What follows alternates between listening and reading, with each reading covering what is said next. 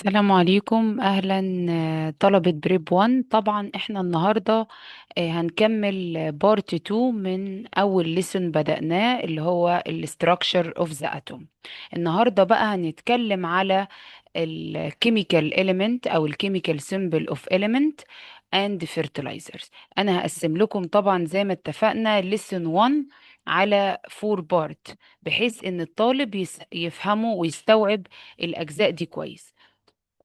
النهارده زي ما اتكلمنا قبل كده يا ولاد عن الاستراكشر اوف ذا اتوم. احنا قلنا ان الاتوم زي ما اتكلمنا بتكون من تو بارت. اول حاجه نيوكليوس هي النواه، وزي ما قلنا المره اللي فاتت النيوكليوس is found in the center of atom. عندنا بعد كده الكترونز اللي هي الالكترونات. يبقى الاتوم زي ما قلنا بيتكون من تو مين بارت. اتفقنا النيوكليوس اللي تشارج مهم جدا has positive charge. التشارج of nucleus positive. ليه positive؟ because النيوكليوس has positive proton، عشان النيوكليوس عندها positive بروتون و uncharged نيوترون او نيوترال نيوترون. لان السؤال ده انا قلته المرة اللي فاتت بيجي في الامتحان. النيوكليوس has positive charge because it has positive proton and neutral neutron، باختصار خالص. تمام، يبقى انت لو قال لك النيوكليوس بوزيتيف هتتكلم هو النيوكليوس فيها ايه، مش قلنا فيها تو بارتيكلز، البروتون والنيوترون. تمام. انما الالكترون نيجاتيف تشارج، الالكترون طبعا التشارج نيجاتيف، والالكترون نوت فاوند ان نيوكليوس. احنا اتفقنا الالكترون ريفولف اراوند نيوكليوس. خلي بالك الالكترون عامل زي البلانيت اللي ريفولف اراوند نيوكليوس، بيدور حوالين النواة. تمام. طيب، ده احنا قلناه المرة اللي فاتت. عرفنا كمان المرة اللي فاتت ان الماس بتاعت البروتون ايكوال للماس اوف نيوترون. ايكوال كام؟ 1 يو. الماس للبروتون والنيوترون الاتنين زي بعض 1 يو. والسؤال مهم بيجي في الامتحان هيقول لك البروتون اند نيوترون هاف ايكوال، هتقول لي ماس. اليو دي يا مس؟ قلت دي الوحدة اللي هي الاتوميك ماس يونت. تمام. انما بقى الالكترون علشان كده طردوه بره، عشان الإلكترون عنده very small mass، كتلته صغيرة جدا لدرجة إن أنا ممكن neglected أهملها يا ولاد. لدرجة أنا ممكن أهمل كتلة الإلكترون، وده سؤال امتحان very important، مهم جدا. هيقول لك مين السب اتوميك بارتيكلز has very small masses. مين السب اتوميك بارتيكلز which الماس can be neglected؟ نكتب في الكومنت، ده سؤال امتحان. البارتيكلز اللي very small mass طبعا هو الالكترونز، علشان كده اقدر اهمله. انتوا عارفين الكتلة بتاعته 1 over 1836 يو. تمام. لكن البروتون والنيوترون عندهم very large mass، كتلتهم كبيرة 1 يو.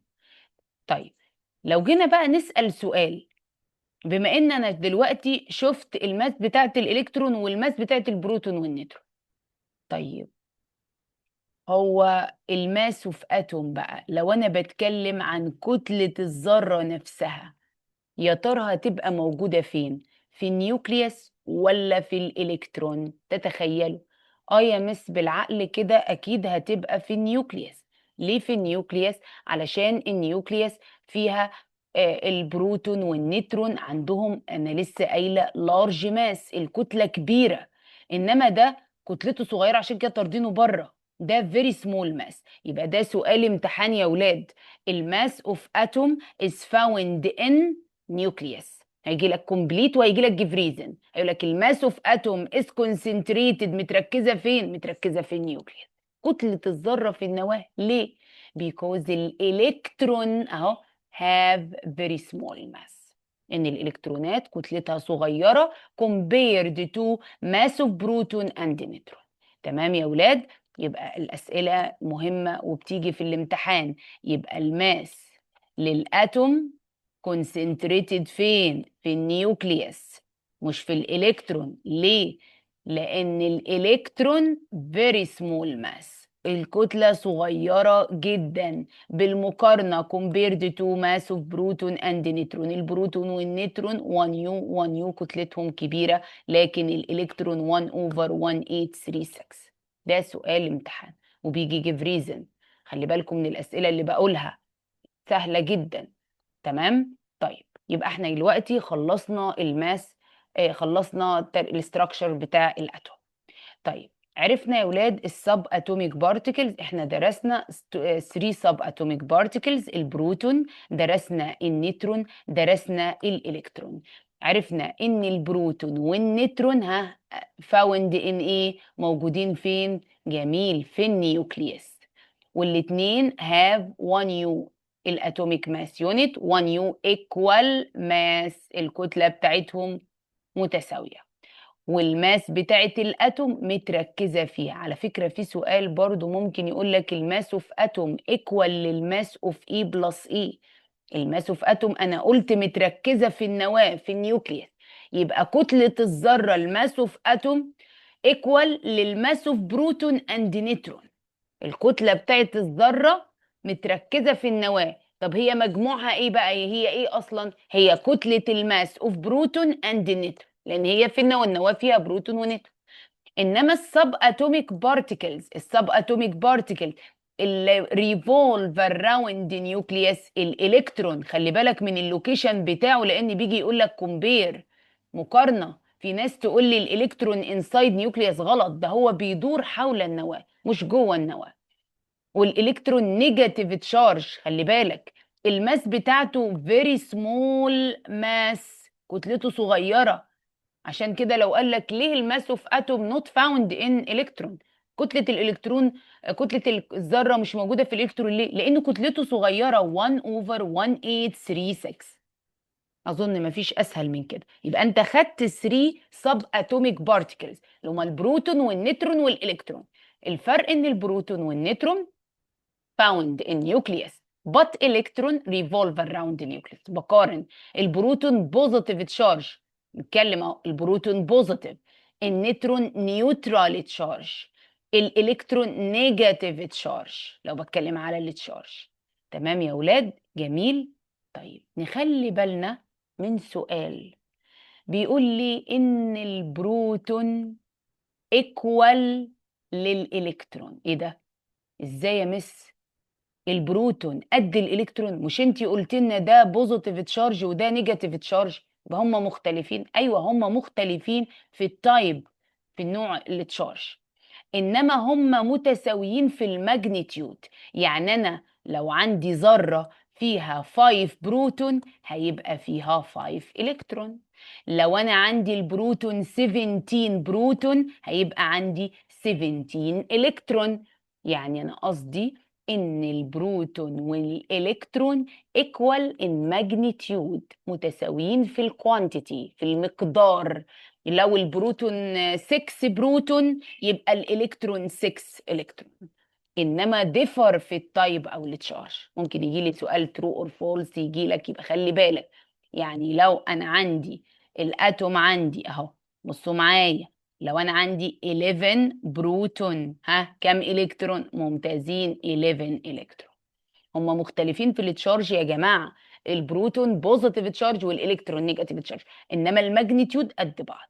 عشان كده نركز قوي في المعلومه اللي انا هقولها دلوقتي، علشان النمبر اوف بوزيتيف بروتون ايكوال للنمبر اوف نيجاتيف الكترون. مش انا لسه قايله لو الاتوم فيه 17 بروتون يبقى الالكترون 17 الكترون؟ عشان كده بيقول لك الاتوم نيوترال. الاتوم ايه يا ولاد؟ متعادله الشحنه. الذره نيوترال تشارج، متعادله. يعني ايه متعادله؟ دايما بشبه الاتوم عامله زي الام بالظبط. ما هو يا بالعقل كده الذره متعادله، مش في بوزيتيف وفي نيجاتيف، والبوزيتيف مقدار البوزيتيف قد مقدار النيجاتيف، يبقى قد بعض. مش انا بقول لك البوزيتيف تشارج اللي موجوده في النيوكليوس اللي هي البروتون 17 قد النيجاتيف تشارج اللي هي الالكترون 17؟ يبقى اكيد متعادله ولا مش متعادله؟ انتوا عارفين لو البروتون كان 18 والالكترون مثلا 17، يبقى ما كانتش هتبقى نيوترال، ما كانتش هتبقى متعادله. فانت لازم تفهم ان الاتوم نيوترال تشارج. بيجي في الامتحان ممكن يجيبها لك كومبليت الاتوم، محدش يقول لي بوزيتيف. النيوكليوس يا جماعه هي اللي بوزيتيف، لكن الاتوم نيوترال تشارج، متعادله، يعني اني تشارج. ليه بقى؟ جيف ريزن، وده سؤال امتحان مهم جدا جدا جدا. السؤال ده سؤال امتحان، تمام، هيجي في الميد تيرم. الاتوم هاز نيوترال تشارج، واي؟ ايوه متعادله يا مس، متعادله لان البوزيتيف قد النيجاتيف. ما اقولش بقى لان البوزيتيف اقولها كده، هقول لان النمبر اوف بوزيتيف تشارج، لان النمبر اوف بوزيتيف بروتون ان ذا نيوكليوس، نكتب الاجابه كامله، equal in number of negative electron around the nucleus. تمام، شفتوا؟ يبقى ما اكتبهاش زي ما انا كاتبه، اكتب بقى اقول لان because a number of positive proton in the nucleus equal in number of negative electron around the nucleus. عشان كده الاتوم ايه؟ نيوترال. سؤال امتحان. يعني انا لو عندي اتوم فيها 12 بروتون، ها، يبقى النمبر اوف الكترون كام؟ 12 برضو. البروتون البوزيتيف اللي inside the nucleus equal للإلكترون around the nucleus. تمام يا ولاد؟ أظن مفيش أسهل من كده.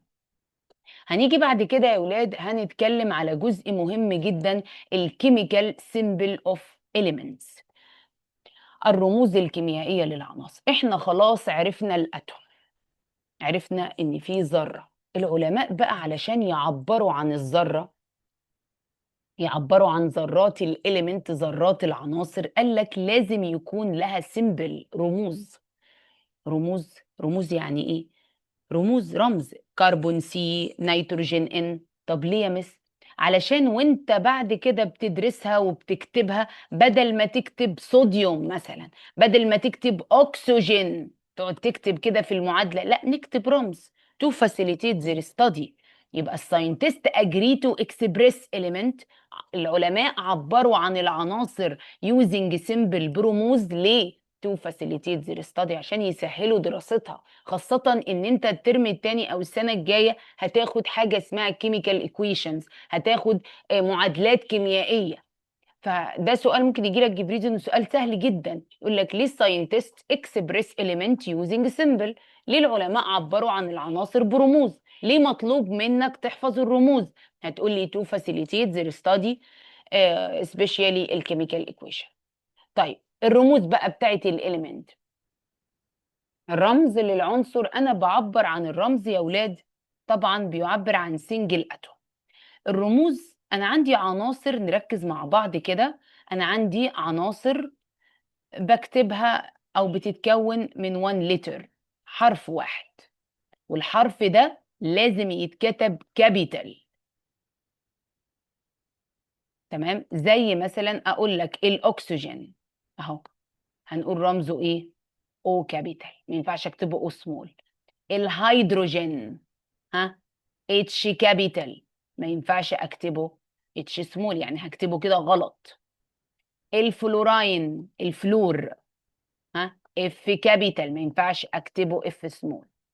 الايودين اللي هو اليود، ها، اي كابيتال، ما ينفعش اكتبه كده، اكتبه اي كابيتال. تمام. النيتروجين، الرموز دي طبعا مهمة تتحفظ، ان كابيتال، ما ينفعش اكتب ان سمول. بقى في رموز بتتكون من 1 لتر وبنكتبها كابيتال زي الرموز اللي انتوا شايفينها معايا دي. طيب لقوا العلماء ان في بعض العناصر have the same first letter، عندهم نفس الحرف الاول. يعني مثلا ركزوا معايا كده، الكربون والكالسيوم والكلوراين والكروميوم، الكروم يعني. طب هما لما جم يكتبوا، احنا اتفقنا ناخد الحرف الاول الكربون، طب الكربون سي، طب ما الكالسيوم start with the same letter، بيبدأ بنفس الحرف. قال لك بس احنا هناخد الحرفين الاولانيين، السي والاي. يبقى لو قال لك ليه اصلا في رموز بتبدأ بتو لتر، ليه؟ علشان الرموز دي او الاليمنت دي have same first letter، عندهم نفس اللتر الحرف الأول. طب عشان أميز ما بينهم، عشان أنت كطالب distinguish between them، يبقى لازم مثلا الكربون هقول سي كابيتال، طب الكالسيوم سي اي. خلي بالك الاليمنت اللي consists of two letter، الأول كابيتال والتاني سمول. أهو سي كابيتال اسمه، ما ينفعش اكتبها كده، غلط. طب الكلوراين عمال شيل الاتش، دايما بنشيل الاتش، يبقى سي ال. شوفوا تو لتر اهو. الكروميوم هنشيل الاتش، دايما بشيل الاتش، سي ار كروميوم. يبقى ليه يا مس تو لتر يعني؟ ما هو انت كلهم بيبداوا بنفس الحرف اللي هو السي، هتكتبهم كلهم سي، هتميز ما بينهم ازاي؟ عرفنا ان في element بتتكون من 2 لتر، لازم الاول كابيتال والتاني سمول. ما ينفعش السي ار اكتبها كده، غلط، يحسبها لك غلط في الامتحان. برضو السي ال ما ينفعش اكتبها كده، غلط، الاول كابيتال والتاني سمول. تمام يا ولاد؟ يبقى نميز، وانا بحفظ الرموز دي احط العناصر اللي شبه بعضها. ناخد مثال كمان اهو، الهيدروجين والهيليوم. الهيدروجين والهيليوم start with the same letter، بيبدأوا بنفس الحرف. هنخلي الهيدروجين اتش والهيليوم اتش اي. ملاحظين حاجة؟ start الفيرست لتر كابيتال والسكند لتر سمول. ما ينفعش اكتب الاتنين كابيتال او الاتنين سمول، غلط. تمام؟ عرفنا ليه في element have two letter، لان هي بتشترك مع عناصر تانية في الفيرست لتر في الحرف الاول. نفس الكلام اهو، النيتروجين والنيون. النيتروجين هيبقى ان كابيتال، النيون ان كابيتال اي سمول. السلفر، السلفر الكبريت اس كابيتال. السيليكون اس اي، عشان بادئين اهو start with the same letter. تمام يا ولاد؟ عندنا في الارجون اهو، ارجون اي ار، الومنيوم اي ال. تعالوا عندنا كمان بورون، عندنا البورون، عندنا البرومين، وعندنا البريليوم. واحنا بنذاكر كده نحط الاليمنت اللي متشابهين زي بعض. بورون اللي هو البرون بي كابيتال، ما ينفعش اكتب بي سمول، الليتر لازم يبقى كابيتال. طب ما البرومين بادئ بنفس الحرف، هاخد الار، يبقى بي كابيتال ار سمول. طب البريليوم بادئ بالبي برضه، يبقى بي اي. الكربون سي، الكالسيوم سي اي، ها، الكلوراين سي ال، احفظوا. الكروميوم سي ار، السلفر اس، السيليكون اس اي، عندنا المغنيسيوم ام جي. تعالوا نتعرف كده على الاليمنت اهم، يتحفظوا يا جماعه. الهيدروجين اتش، الهيليوم بادئ بنفس الحرف، خدنا اتش اي. تمام؟ الايودين اي، الكربون سي، الكالسيوم بادئ بنفس الحرف، هناخد سي اي. الكلوراين بادئ بنفس الحرف، سي ال. والكروميوم سي ار. خلي بالكم طبعا التسمية جت منين يا ولاد؟ من الانجليش نيم. في بعض الاسماء بتاعت العناصر الانجليش نيم ماتش لللاتين نيم، يعني التسمية الانجليزية نفس التسمية اللاتينية، زي السلفر، زي الاكسجين، الهيدروجين. بس في عناصر نركز، الانجليش نيم، التسمية الانجليش نوت ماتش اللاتين نيم. طيب التسمية الإنجليزية ما بتساويش التسمية اللاتينية، مختلفة يعني. يعني مثلا الصوديوم، الصوديوم بالإنجليش صوديوم، إنما باللاتيني باللاتين نيم ناتوريوم، ناتوريوم. طيب قالوا العلماء، طب التسمية دلوقتي مختلفة، هناخد الاس ولا هناخد الان؟ احنا كنا في الرموز الاولانيه الكربون والبريليوم والبورون كانت الانجليش نيم ماتش لللاتين نيم، الاتنين زي بعض. طب في حاله العناصر بقى اللي الانجليش نيم نوت ماتش لللاتين نيم، هنعمل ايه؟ قال لك انا هلغي الانجليش نيم وهاخد حسب التسميه اللاتينيه. هاخد اول حرفين، الصوديوم ان ايه، نوت اس او. بيجي سؤال جيف ريزن، هيقول لك ليه السيمبل اوف صوديوم ان ايه نوت اس او، واي؟ سؤال مهم. ليه؟ هتقول لي لان السيمبل اوف اليمنت according to Latin name، لان انا باخد رمز العنصر حسب اللاتين نيم، واللاتين نيم الصوديوم في اللاتين نيم ناتوريوم، فخدت ان ايه. زي بالظبط يا ولاد البوتاسيوم، عنصر البوتاسيوم بالانجلش بوتاسيوم الانجليش نيم، انما باللاتين نيم كاليوم. كاليوم. فقال لك رمز البوتاسيوم كي نوت بي. ليه يا مس؟ جيف ريزن برضو. هيجي يقول لك السيمبل اوف بوتاسيوم كي نوت بي، هتقولي لان because السيمبل اوف element according to Latin name. بس هتقولي لان الرمز symbolized انا باخده من اللاتين نيم. البوتاسيوم في اللغة اللاتينية اسمه كاليوم، فانا خدت رمزه كي.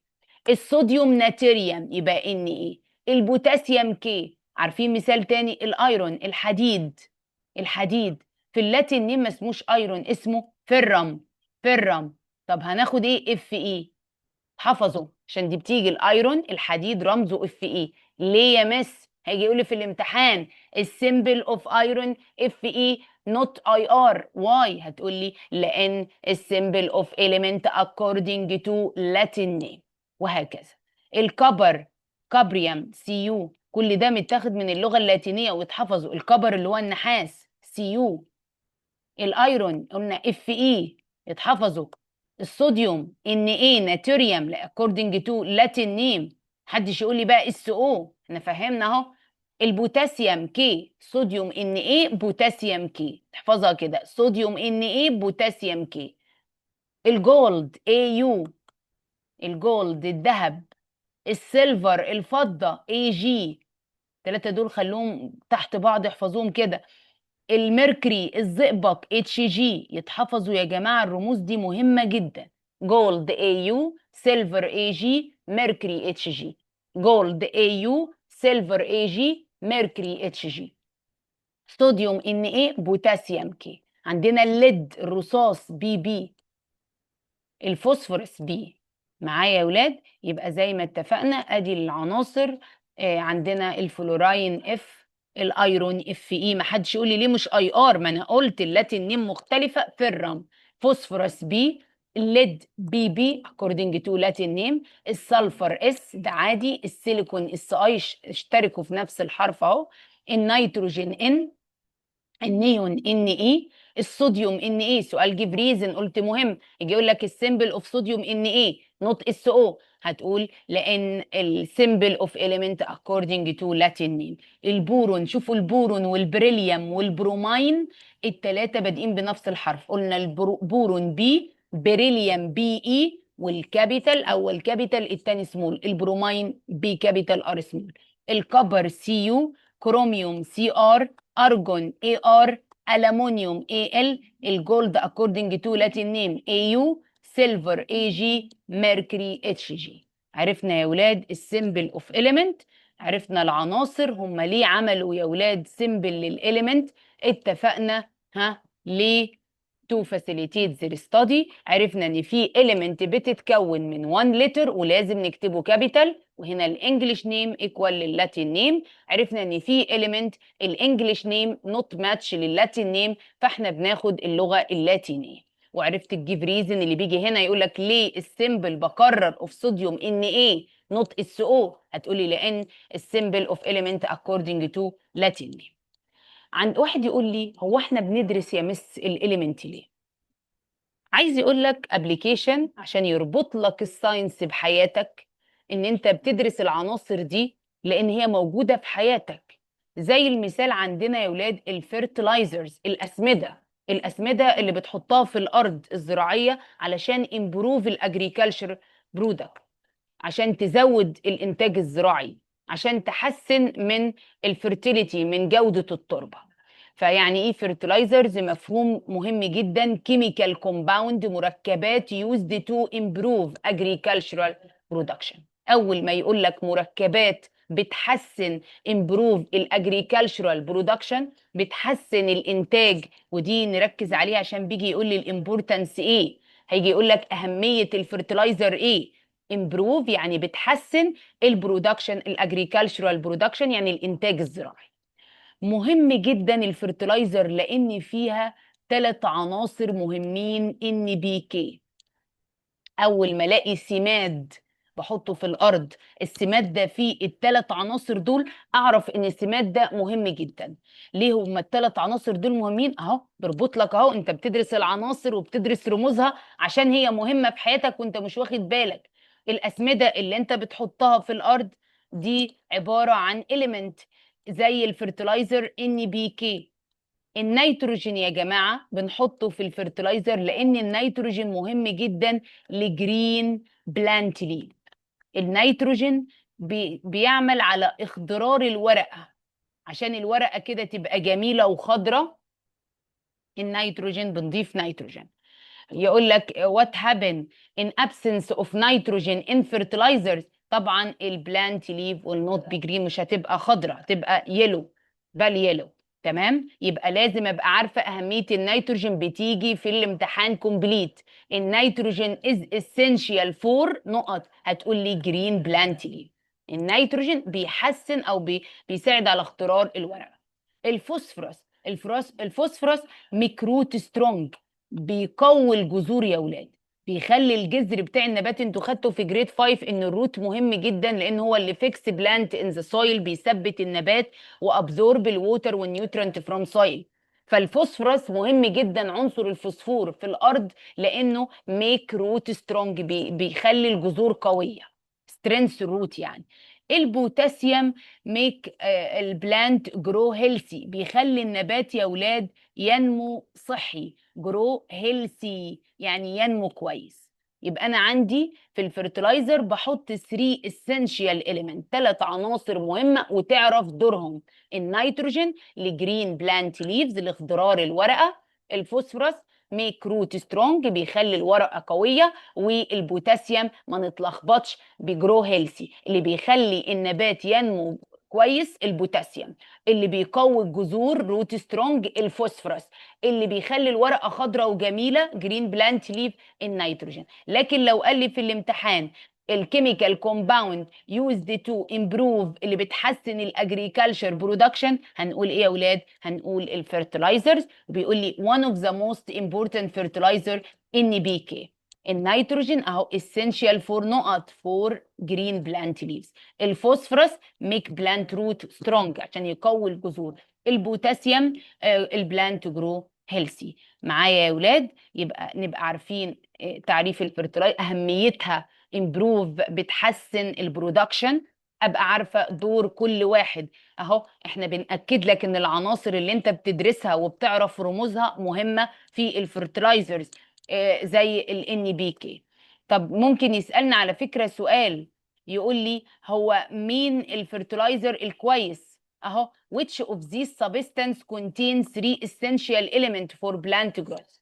بيقول لك اي ماده بتحتوي على 3 عناصر ضروريه للبلانت جروث. احنا عارفين الثلاث عناصر NPK، هنختار مين؟ طبعا هو الاختيار السي، لان ادي النيتروجين موجوده وادي البوتاسيوم وادي الفوسفورس.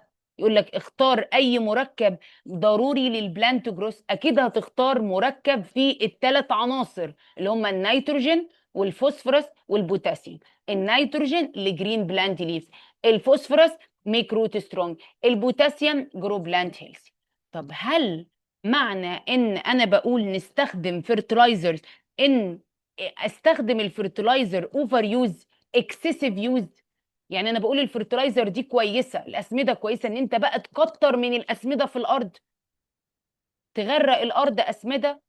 وات هابن هنا سؤال، وات هابن excessive use of fertilizers، الاستخدام المفرط للفرتلايزرز طبعا ده harmful للبلانت وللسويل والهيلث والانيمال والانفيرمنت. لما اوفر يوز استخدم الاسمده بكثره، ده يا ولاد ضار للنبات، النبات طبعا هيموت. للسويل بيعمل سويل بوليوشن، للهيومن هيلث بيعمل فود بويزن تسمم، وبيعمل كانسر وبيعمل مشاكل كتير جدا، بيأثر على النيرفس سيستم على الجهاز العصبي. يبقى لو قال لك وات هابن اكسسيف يوز اوف فيرتلايزرز، الاستخدام المفرط للفيرتلايزر، وات هابن هتقول لي harmful for plant soil health animal and environment. انا بقول لك السؤال بيجي ازاي في الامتحان، فهنا سؤال وات هابن. يبقى في جزء الفرتلايزر اليوز تبقى عارفه تبقى عارف الاليمنت الضروريه، النيتروجين والفوسفورس والبوتاسيوم. النيتروجين فور جرين بلانت ليفز، الفوسفورس ميك روت سترونج، البوتاسيوم جرو هيلثي، النبات ينمو كويس. والاكسسيف يوز وات هابن هارمفول للبلانت والسويل والهيلث والانيمال والانفايرمنت. اتمنى الجزء ده يكون وضح واستوعبتوه كويس. ولو عجبكم الفيديو اعملوا لايك طبعا، وشيروا الفيديو لاصحابكم لعله يستفيدوا من الاسئله، لان زي ما قلت لكم انا معوداكم ان انا بقول لكم السؤال بيجي هنا بالشكل ده. ولازم تذاكر كويس الاليمنت اللي خدناه النهارده وتتحفظ كويس.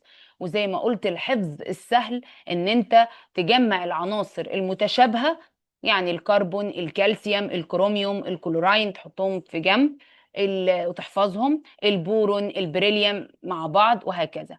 كذلك العناصر اللي باللاتين نيم ابقى عارفه الصوديوم ان ايه. ليه؟ لان السيمبل according to Latin name.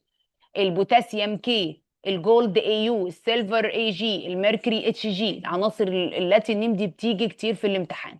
ويا جماعه ضروري الرموز تتحفظ، لان الترم التاني مش هتعرف تاخد او تكتب كيميكال كومباوند، او مش هتعرف تكتب ايكويشن معادله من غير ما تحفظ الرموز. اتمنى الجزء اللي خدناه النهارده يكون سهل، وان شاء الله المره الجايه هناخد الاتوميك نمبر والماس نمبر. الكيمستري الكيمياء سهلة، بس عايزة فهم، وعايزاك تفهم وتسأل ليه. تمام. زي ما قلت، اي سؤال اكتبوا لي في الكومنت، ويا ريت تشتركوا لان كل الريكوردات هتفيدكم وهتنزل ان شاء الله. شكرا.